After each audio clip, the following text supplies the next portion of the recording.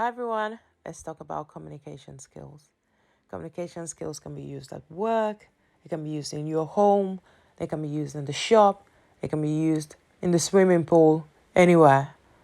You need to communicate to be understood.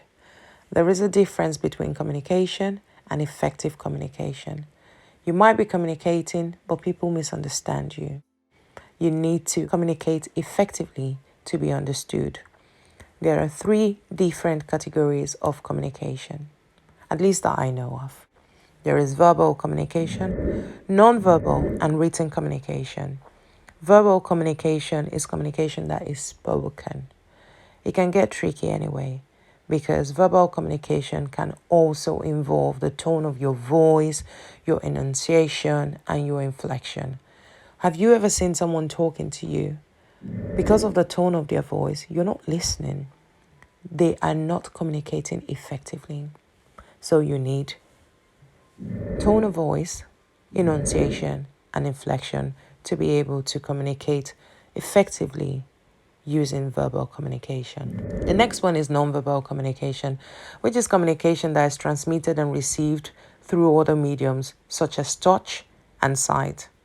This is more practical when you're talking about communicating at home, because I do not know whether you touch people in your workplace, but imagine that you were talking to someone in your workplace and you touch them in such a violent way.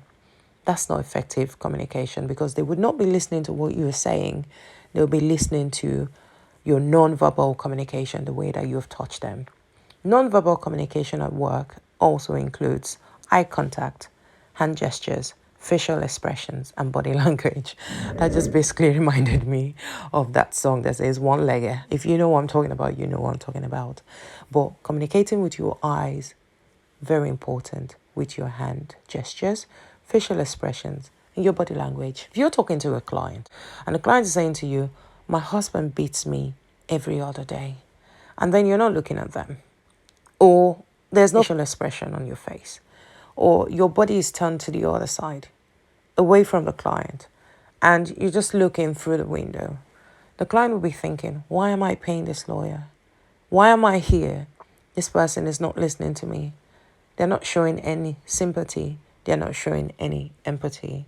They'll be thinking about leaving as soon as possible. So your non-verbal communication is very important as well. The last one is written communication, which is communication through written word, including handwriting and typed text. If you type a document that someone cannot understand because it's ambiguous, you have not communicated. If you write a document that somebody cannot understand, your writing is not legible, then you have not communicated. Imagine having a document that someone is written and they've scribbled all over the paper and you have no idea what they're saying.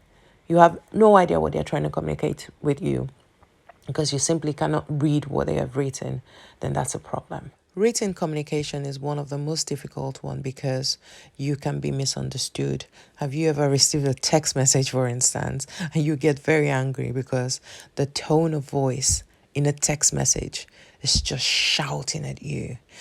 Grammarly and some other software now are quite good because you kind of like see what your tone of voice is in a written document.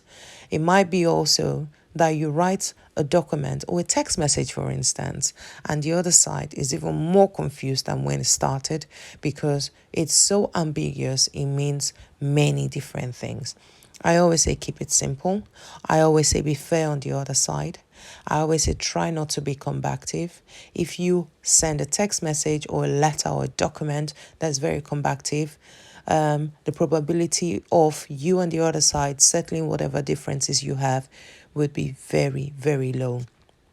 Rather than make assumptions, be very specific. If you want something, make it very plain in a letter so that the other side doesn't come back to you and say, what is it you wanted again?